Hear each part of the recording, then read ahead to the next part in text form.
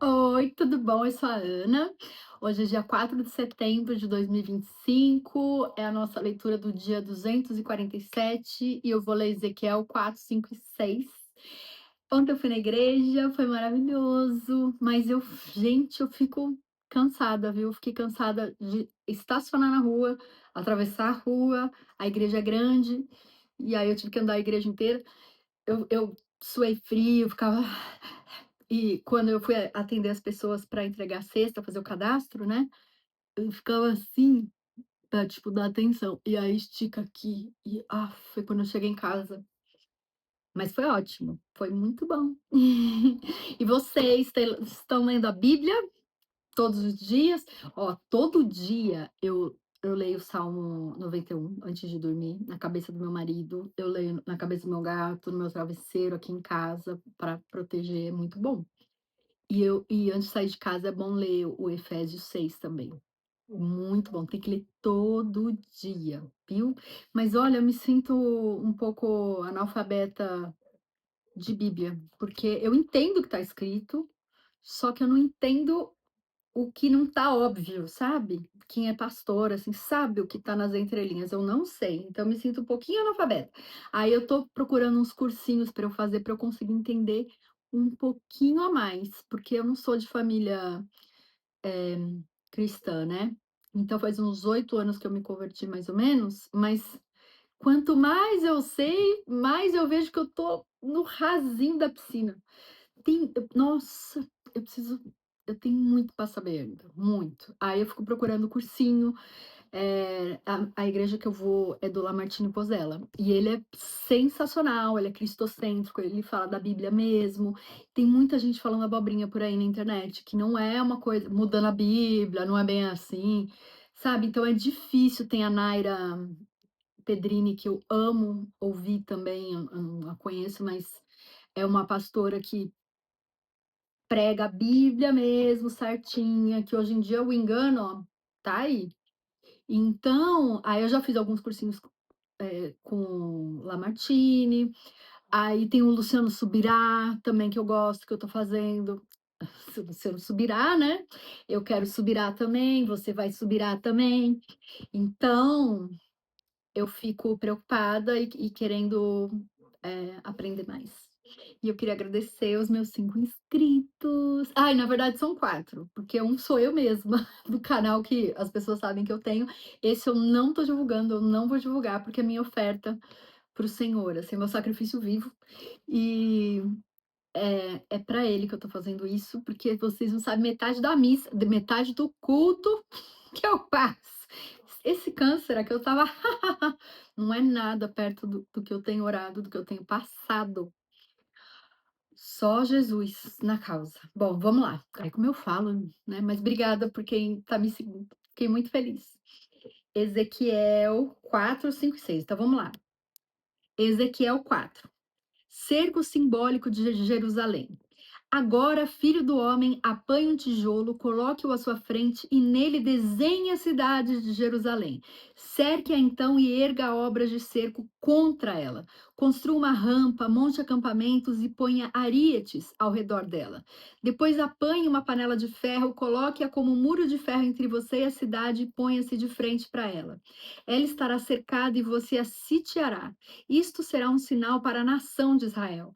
Deite-se então sobre o seu lado esquerdo e sobre você ponha a iniquidade da nação de Israel. Você terá que carregar a iniquidade dela durante o número de dias em que estiver deitado sobre o lado esquerdo. Determinei que o número de dias seja equivalente ao número de anos da iniquidade dela, ou seja, durante 390 dias você carregará a iniquidade da nação de Israel. Terminado esse prazo, deite-se sobre o seu lado direito e carregue a iniquidade da nação de Judá durante 40 dias, tempo que eu determinei para você, um dia para cada ano. Olhe para o cerco de Jerusalém e, com o braço desnudo, profetize contra ela. Vou amarrá-lo com cordas para que você não possa virar-se enquanto não cumprir os dias da sua aflição. Pegue trigo e cevada, feijão e lentilha, painço e espelta.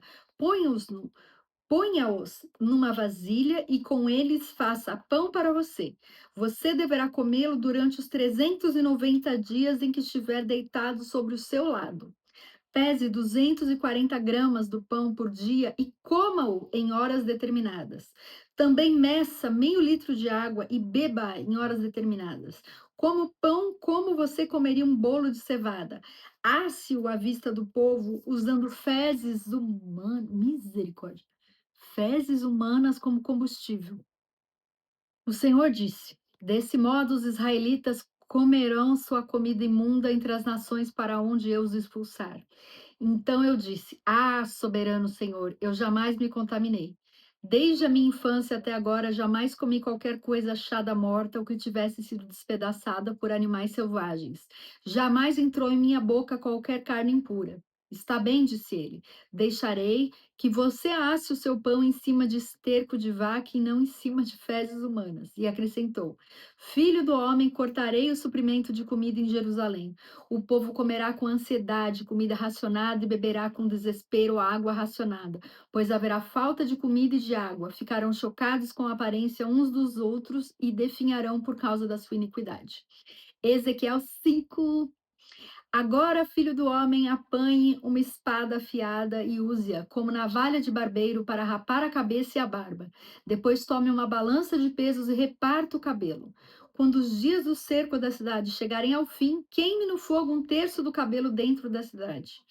Pegue um terço e corte-o com a espada ao redor de toda a cidade. Espalhe um terço ao vento. Pegue, porque eu os perseguirei com espada desembainhada. Mas apanhe umas poucas mechas de cabelo e esconda-as nas dobras de sua roupa. E destas ainda pegue algumas e atire-as ao fogo para que se queimem. Dali um fogo se espalhará por toda a nação de Israel. Assim diz o soberano Senhor: Esta é Jerusalém que pus no meio dos povos com nações ao seu redor. Contudo, em sua maldade, ela se revoltou contra as minhas leis e contra os meus decretos, mais do que os povos e as nações ao seu redor. Ela rejeitou as minhas leis e não agiu segundo os meus decretos. Portanto, assim diz o soberano Senhor: Você tem sido mais rebelde do que as nações ao seu redor e não agiu segundo os meus decretos, nem obedeceu às minhas leis. Você nem mesmo alcançou os padrões das nações ao seu redor. Por isso, diz o soberano, o Senhor: Eu estou contra você, Jerusalém, e lhe infligirei castigo à vista das nações. Por causa de todos os seus ídolos detestáveis, farei com você o que nunca fiz nem jamais voltarei a fazer. Por isso, entre vocês sucederá que os pais comerão os seus próprios filhos, Jesus, e os filhos comerão seus pais. Castigarei você e dispersarei aos ventos aos seus sobreviventes.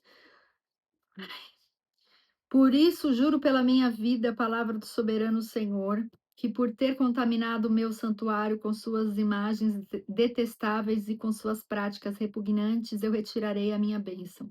Não olharei com piedade para você e não a pouparei. Um terço de seu povo morrerá de peste ou perecerá de fome dentro de seus muros. Um terço cairá a espada fora da cidade, um terço dispersarei aos ventos e perseguirei com a espada em punho. Então a minha ira cessará, diminuirá a minha indignação contra eles e serei vingado. E quando estiver esgotado a minha ira sobre eles, saberão que eu, o Senhor, falei segundo o meu zelo.